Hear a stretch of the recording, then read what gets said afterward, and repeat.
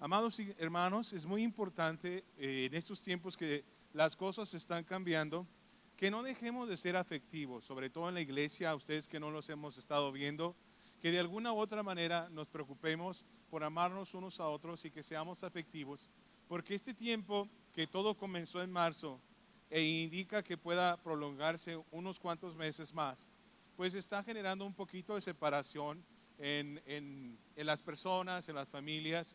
Y es muy importante que el sabor iglesia no lo perdamos. Es muy importante que nuestro calor de iglesia, nuestro cariño de iglesia no se disipe, sino que seamos amables y seamos amorosos y que nos preocupemos unos por otros en este tiempo tan importante que sea manifiesto el amor de Dios en nuestras vidas.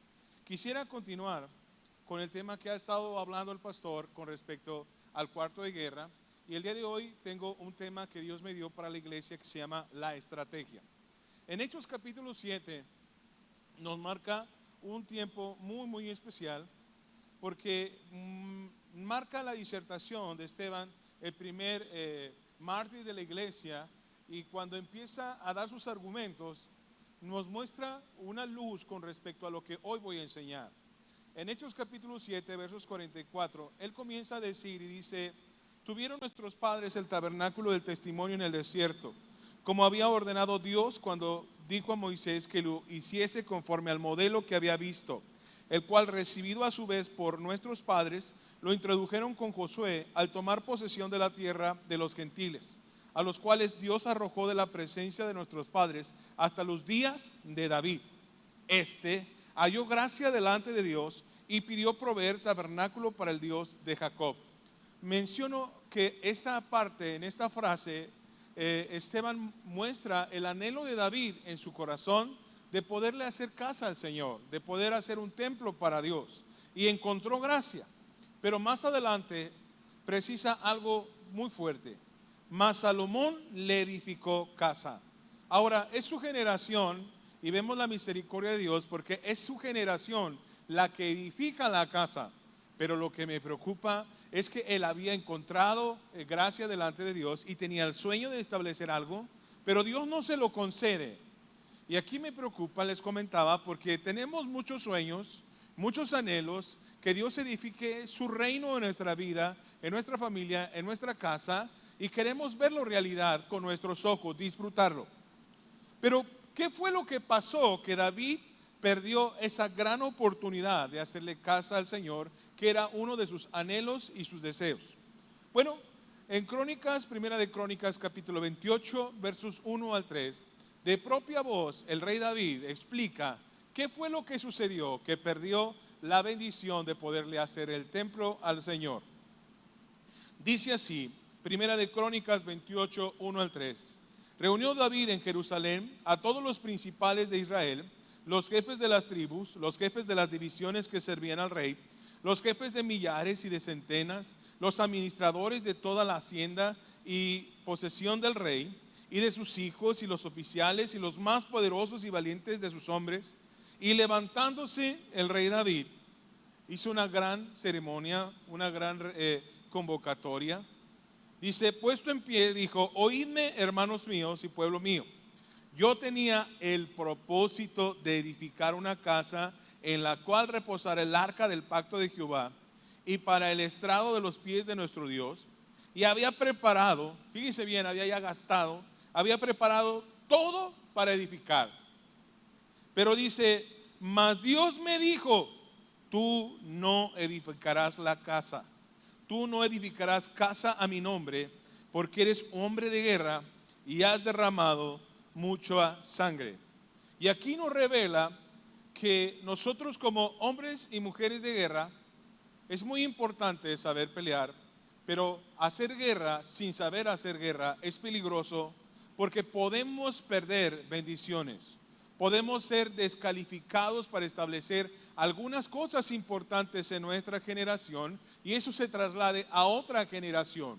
Esto es muy importante saber, porque no todos sabemos pelear, y hay que entender que no hay que pelear por pelear, sino que Dios, como hombres, como mujeres y hombres de guerra, es muy importante tener una estrategia para establecer el reino de Dios sobre esta tierra.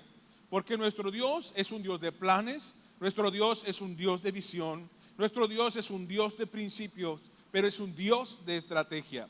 Y la iglesia tiene que aprender a tener estrategias según el corazón de Dios, según la voluntad de Dios, para poder establecer lo que Dios quiere para nuestras vidas y que no lo perdamos.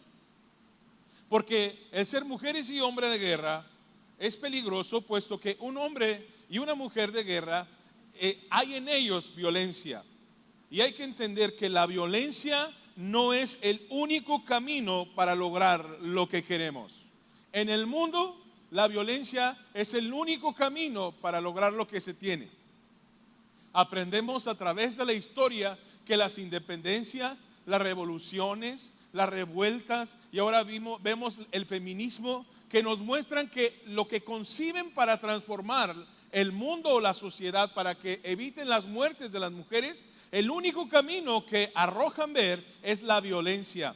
Lo que me preocupa es que la sociedad entera justifica, sí, desbaraten y rompan y quiebren y hagan lo que quieran, porque es la única manera en que ustedes pueden ser escuchados. ¿Se ha escuchado ese mensaje? Que la violencia es el único camino para transformar las cosas, y no es cierto. Jesús nos enseñó que podemos poner la otra mejilla. Jesús nos enseñó que morir en la cruz puede quebrar la violencia y la muerte sobre los estatutos y los señalamientos que por haber pecado el hombre tenía. Y el amor es una ruta alterna, diferente y poderosa, que también puede traer transformaciones en una nación, que también puede transformar el mundo, y transformó el terreno espiritual al mostrar y vencer a los enemigos de Cristo en la cruz del Calvario, exhibiéndolos públicamente. Por lo tanto, tenemos que entender que la violencia no es el único camino para lograr lo que queremos. Cuando nosotros usamos la violencia como medio para lograr lo que queremos, creamos un ambiente de tinieblas en nuestro hogar, y podemos venir a la iglesia y podemos sentirnos grandes cristianos, pero estar utilizando estrategias de oscuridad siendo hijos de luz. Porque cuando utilizamos la violencia para lograr lo que queremos, nos enojamos fácilmente, hacemos berrinche, boicoteamos cosas en la iglesia, tenemos represalias, nos vengamos por las cosas, destruimos cualquier vía de comunicación. Y esto es lo peligroso de la violencia, porque como el mundo ve como único camino la violencia para lograr las cosas, el diálogo, la paciencia, el amor y los procesos los hacemos a un lado, con el único objetivo de tener lo que queremos a costa de lo que cueste. Y la violencia es una herramienta del enemigo, que es porque él no ama a nadie y él solamente quiere su voluntad, es un corazón egoísta. La violencia no solamente es el uso de los golpes, también son los gritos, son las burlas, los apodos, las comparaciones, el menosprecio, las faltas de respeto, imponer una voluntad sin escuchar a los demás. Yo puedo venir a la iglesia, yo puedo estar en mi cuarto de oración, pero si mis actitudes es imponer lo que yo quiero sin considerar la iglesia, sin considerar los principios de Dios, sin considerar liderazgo, sin considerar el respeto a las reglas y a las normas, sin considerar lo que piensen los demás, entonces estoy haciendo violento y estoy siendo egoísta y pasando por encima de otros. La violencia te lleva a tener hijos favoritos, ser injusto con sus hijos. La violencia te lleva a ser insensible. Por eso es peligrosa la violencia.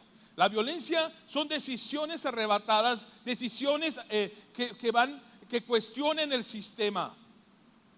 La violencia también es ver los defectos de los demás sin ver los nuestros. Mateo capítulo 7 habla de un acto de violencia tremendo y Jesús nos lo muestra. Nos dice: no juzguéis para que no seáis juzgados. El hecho de juzgar manifiesta un acto de autoridad sobre otro. El hecho de juzgar manifiesta un poder por encima de otro. El hecho de tener una posición de juez te da la posición de controlar, de juzgar y dar una acta de decretos en contra de otra persona y ponerle una etiqueta y mandarlo a la prisión o ponerle una sentencia.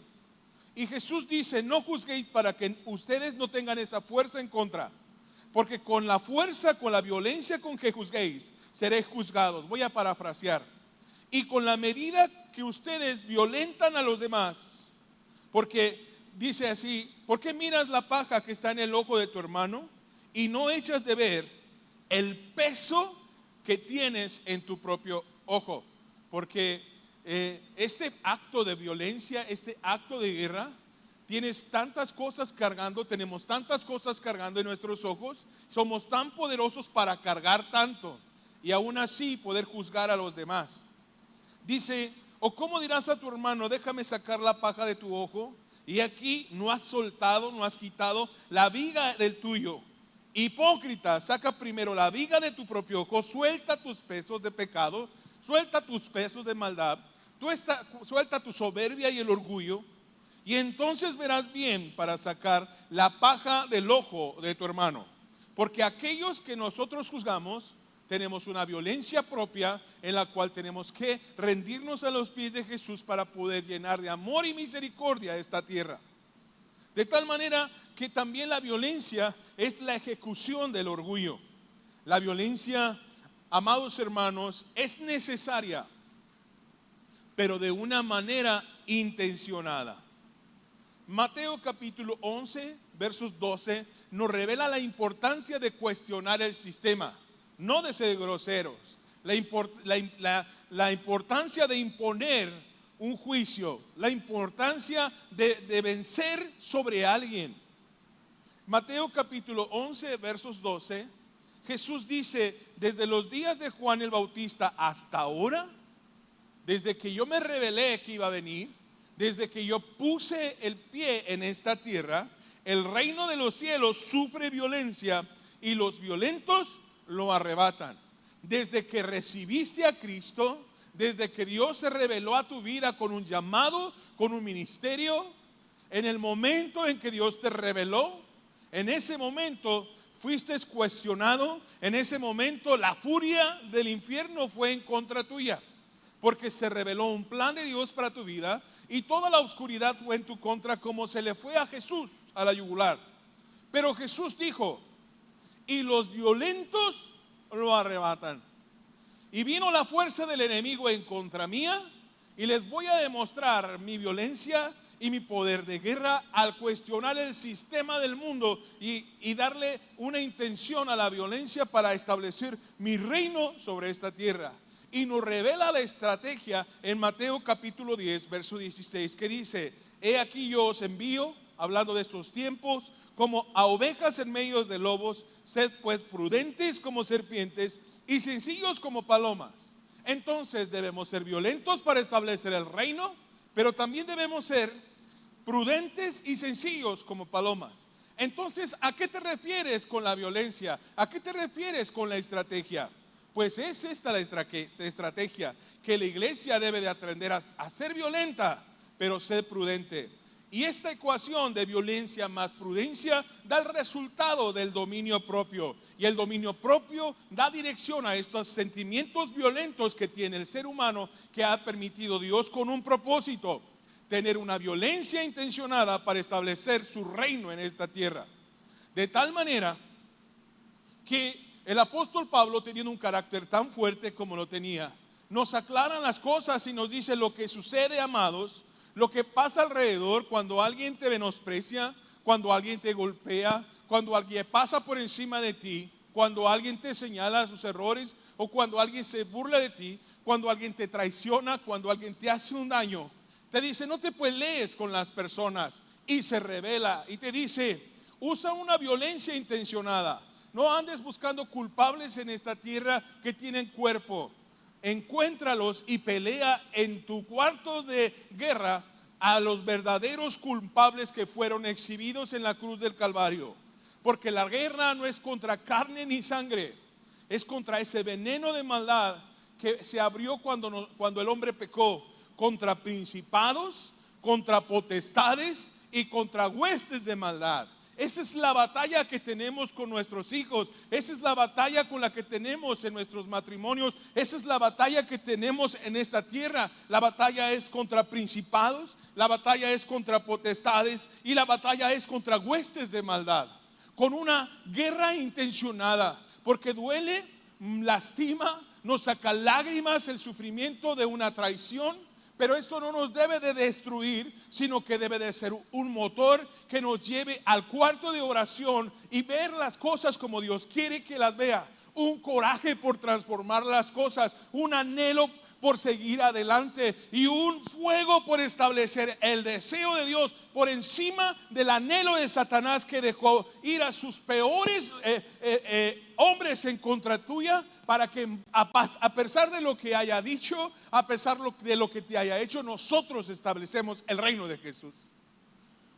Por eso es muy importante, así como nosotros podemos gritarle a alguien en la calle, hacer una escena en nuestra casa, cuestionar la autoridad a los padres, o avergonzar al marido, o pelearte con tu pareja, así como tenemos esa fuerza para hacer un mal comentario, para exhibir a alguien, para defender a nuestros hijos de un maestro, así como tenemos esa fuerza para gritar y exigir a un mesero que nos atienda correctamente. Dios está hablando que esa violencia la transformemos en una fuerza intencionada, como dice en Mateo 26:41, un propósito. Velad y orad, Cristo dijo, para que no entréis en tentación. Y el espíritu, la verdad, está dispuesto, pero la carne es débil. Así como tenemos ese carácter para defender lo que pensamos es justo para nosotros, esa fuerza tenemos que tenerla intencionada para un tiempo constante de oración y para una guerra sin tregua con nuestra carne hasta matarla. Así como tenemos esa fuerza, como tenemos ese carácter, así como hacemos lo que hacemos cuando lo vemos injusto y ser apasionados, con esa misma fuerza, en el poder de Dios, someter nuestra carne a los principios de Cristo. La fuerza y nuestro carácter y esa violencia que hay dentro de nosotros tiene un propósito intencionado en Dios para soportar los días difíciles. En 2 de Corintios capítulo 12, versos 7-9, el apóstol Pablo, que se distinguía de un carácter fuerte, revela un momento de su corazón, un momento tierno, un momento humano, y dice: y para que la grandeza de las revelaciones no me exaltase desmedidamente, me fue dado un aguijón en mi carne. Unos dicen que era una ceguera, otros dicen que era que se desmayaba, ¿verdad? Como se me fue la palabra, pero a ciencia cierta la realidad es que tenía una afectación en su cuerpo que lo avergonzaba. Dice como epilepsia. Dice: en mi carne un mensajero de Satanás que me abofetee para que no me enaltezca sobremanera, respecto a lo cual 3 veces he rogado al Señor que lo quite de mí, y me ha dicho: bástate mi gracia, porque mi poder se perfecciona en la debilidad. Por tanto, de buena gana me gloriaré más bien en mis debilidades, para que repose sobre mí el poder de Cristo. De tal forma que todas esas traiciones, esa tristeza, esa incertidumbre, ese dolor, ese coraje, esa ira, me va a llevar toda esa fuerza a esperar en Dios en los tiempos difíciles. Y esa fuerza y esas ganas de quisiera yo comerme a todo el mundo, lo pongo en el altar, para que, como Pablo y Silas, que injustamente fueron aporreados y golpeados, metidos en lo más profundo y terrible de una prisión, en un cepo y medio muertos, levantaron su voz y adoraron a Dios. Unas agallas y un carácter para adorar a Dios en los momentos difíciles. Unas agallas y un carácter para levantar el nombre de Cristo en la incertidumbre. Unas agallas y un coraje para levantar el nombre de Jesús en el desierto. Unas agallas y un coraje para volverme a levantar una y otra vez, porque Dios es real y Dios va a responder a su iglesia, a su pueblo, para mantenerme firme en donde yo estoy en estos tiempos donde pareciera todo oscuro. Pero yo voy a permanecer firme porque Dios me hará justicia, porque estoy en el hueco de su mano, porque Dios está conmigo y porque Dios cumplirá su palabra para soportar los días difíciles. La violencia que sentimos es para lidiar con el dolor y aprender con la paciencia. En Salmo 40, el salmista escribió: pacientemente esperé a Jehová. Y con esa fuerza que nos defendemos, con esa fuerza con que peleamos, con esa fuerza con la que exigimos justicia, con esa misma fuerza esperaré la bendición del Señor. No voy a buscar culpables, no le voy a reclamar a nadie, no voy a pelearme con Dios, no voy a quejarme de las situaciones. Clamaré al Señor. Y mi coraje es para estar firme en Él y esperar en Él. Satanás querrá verte vencido, desanimado, y te dirá como le dijeron a Job: maldice, iglesia, maldice, reniega. Pero el coraje y la incertidumbre es para tenerme más que nunca firme en la palabra del Señor. Y si he de morir, para mí es ganancia, porque tengo asegurado mi futuro por encima de la muerte. Y tengo asegurado la seguridad y la bendición de mi generación, porque Dios es bueno, tan bueno conmigo, que ha bendecido no solo mi vida, sino mis generaciones. Esa violencia que a veces está en nuestros corazones es para establecer la voluntad de Dios. En Mateo capítulo 7, versos 24 al 27, muestra la parábola de la construcción, la parábola de edificar una casa sobre la roca. Y los que hemos hecho trabajo de albañil sabemos que lo más difícil es hacer cimiento y lo más pesado es cargar esas piedras de Castilla para que se conviertan en cimiento. Mi coraje, mi frustración, mi tristeza, mi dolor y mi llanto va enfocado a seguir haciendo cimientos, va enfocado a seguir edificando, porque un día levantaré una casa segura en los principios del Señor. Estoy convencido de que los principios de Dios tendrán a salvo mi casa, a salvo mi generación, a salvo mi familia. Tendré las agallas para decirle no al enemigo, para no dejar que contamine mis pensamientos de la basura que él quiere traer. Tendré esas agallas para proteger mi corazón, para dejar que Dios exponga en mí los sentimientos que quiera poner. Y voy a proteger con todo mi ser, todo dentro de mi interior, para dejar que Dios genere en mí las emociones que Él quiera poner en mí. Porque cuando nosotros dejamos que el enemigo, que las situaciones, que no seamos presa del enemigo, él pone pensamientos. Satanás puede poner pensamientos en tu cabeza, emociones en tu interior, sentimientos en tu corazón, para echar a perder el propósito de Dios. Pero nos ha permitido Dios esos sentimientos de guerra para cerrarle la puerta y rendir todo nuestro ser a aquel que sí nos ama, aquel que tiene un llamado para establecer su voluntad en nosotros. Debemos de aprovechar esos sentimientos de coraje para aprender a dirigir a nuestras generaciones. Hoy más que nunca el mundo te necesita. Hoy más que nunca tus generaciones te necesitan.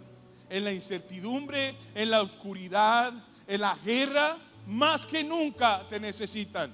Porque hoy más que nunca se necesita de un liderazgo seguro, convencido de la palabra, que pueda dar ruta y dirección a la iglesia y dejarlos en el domicilio correcto de la voluntad inquebrantable y segura de la palabra del Señor.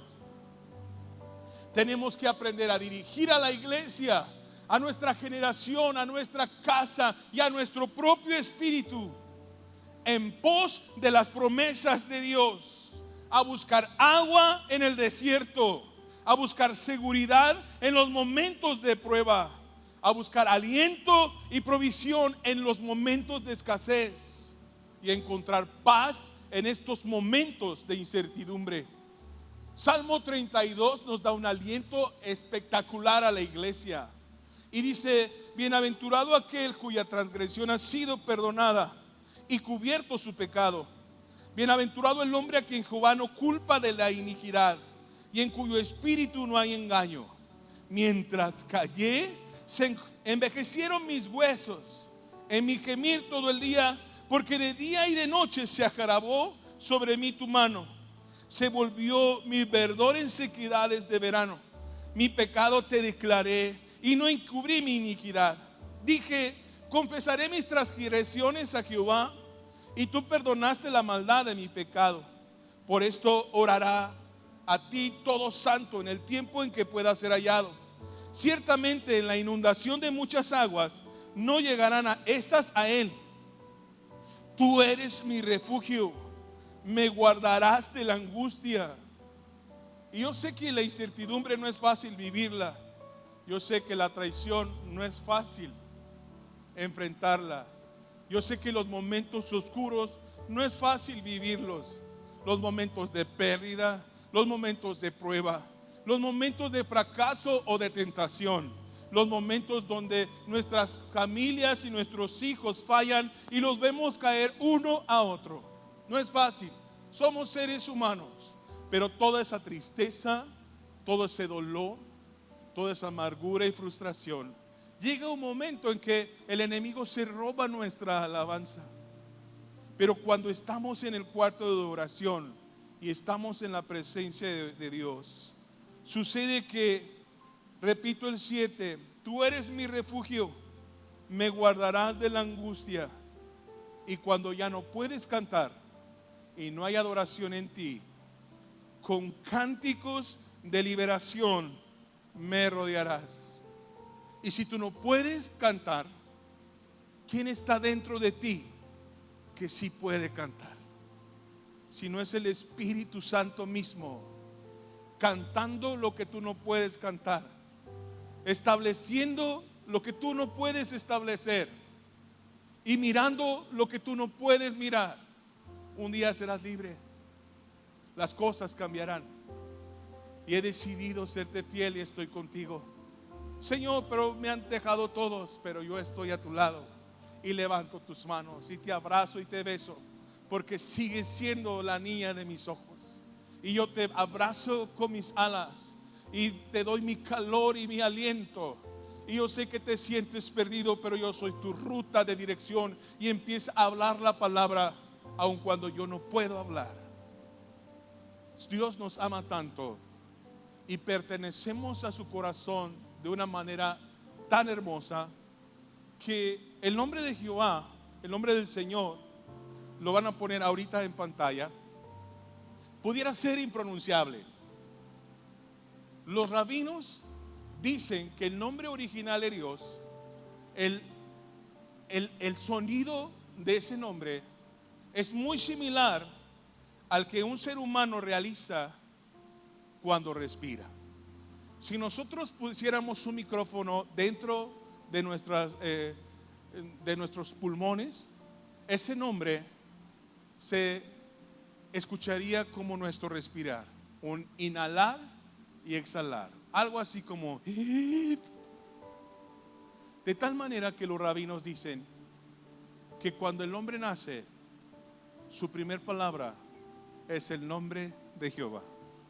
Y mientras nosotros nos mantenemos vivos 24 horas durante 365 días al año, lo que hacemos para vivir es mencionar el nombre del Señor. Y que cuando llega la hora de partir, es el momento en que dejamos de clamar a su nombre. Tanto así nos ama. Y esta enfermedad del COVID tiene que ver con la respiración. Y si pudiéramos escuchar el clamor del mundo, el mundo está clamando por un milagro. El mundo está clamando por su creador. Y entre más grave el COVID, mayor clamor. Señor. Y fue lo que sucedió con los hijos de Adán. ¿Dónde está tu hermano? Y no porque solamente había visto que Caín había matado a Abel, que Abel dejó de mencionar sobre la tierra el diseño por lo cual Dios lo había formado. Mencióname mi nombre. Cada vez que caminas, mencionas mi nombre. Por lo tanto, en la oscuridad, cuando tú no puedes caminar, mencionamos el nombre del Señor. En la incertidumbre, mencionamos su nombre. Porque somos su nación, somos su diseño, y su palabra nos será fiel. Y en este tiempo de oscuridad es luz, lumbrera a nuestros pies su palabra. En estos tiempos de incertidumbre es nuestra certidumbre. En este tiempo peligroso es nuestra seguridad y nuestro escudo. En este tiempo donde no hay con quién pelear y no vemos al enemigo, Él sí puede derrotar al enemigo. En este tiempo donde no vemos una victoria, es un tiempo donde Dios nos corona de victoria. En este tiempo donde para muchos es pobreza y miseria, gloria a Dios, porque nosotros no dependemos de ninguna regla en este mundo, sino que dependemos de los estatutos de Dios como iglesia. Y yo no dependo de la prosperidad del gobierno, y yo no dependo de la seguridad de los policías. Dependo de la certeza de la palabra de Dios. Por eso serás bendecido. Por eso Dios te bendecirá la obra de tus manos. Por eso la gloria y la cobertura de la seguridad de Dios será sobre tu casa. Y por eso podemos tener grandes sueños, porque Él es nuestro Padre y en Él estamos seguros. Nada ni nadie nos puede robar lo más valioso para la iglesia: la presencia de Dios. ¿Cuántos dicen amén? Y podemos ponernos de pie, levantar nuestras manos y adorar a Dios con todo nuestro ser, con todo nuestro corazón. Ríndete a Dios diciéndole, y tú que estás en casa también, levanta tus manos, descansa en Él. Toda esa fuerza, todos esos sentimientos de temor, todos esos sentimientos de incertidumbre, los usamos como un motor para ir a la presencia de Jesús.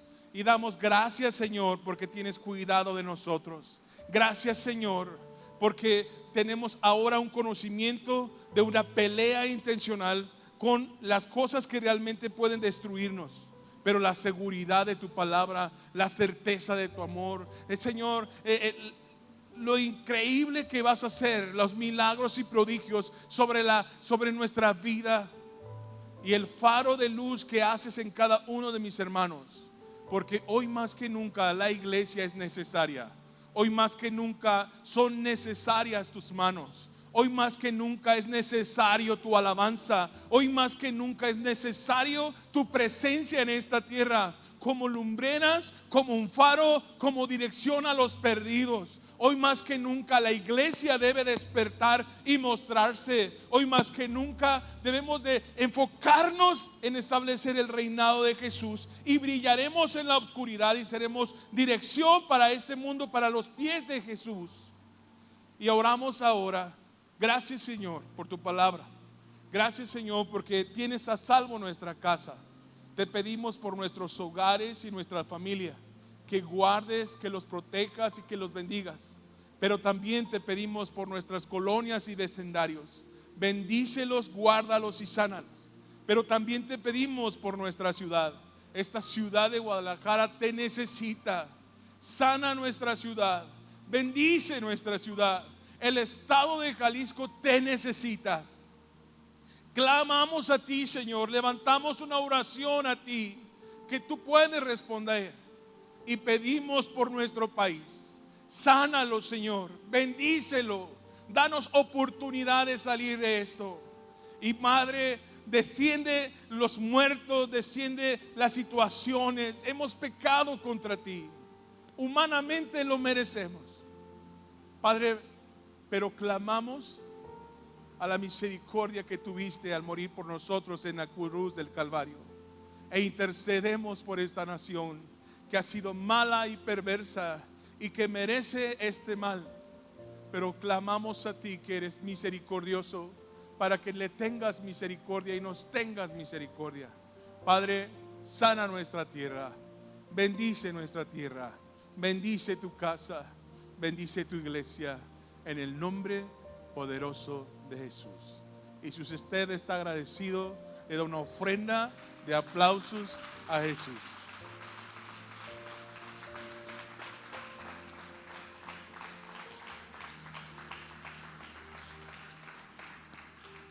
Dios es bueno y viene un tiempo espectacular y una batalla, pero que nada ni nadie te robe el gozo, ni la paz, ni la seguridad de su victoria.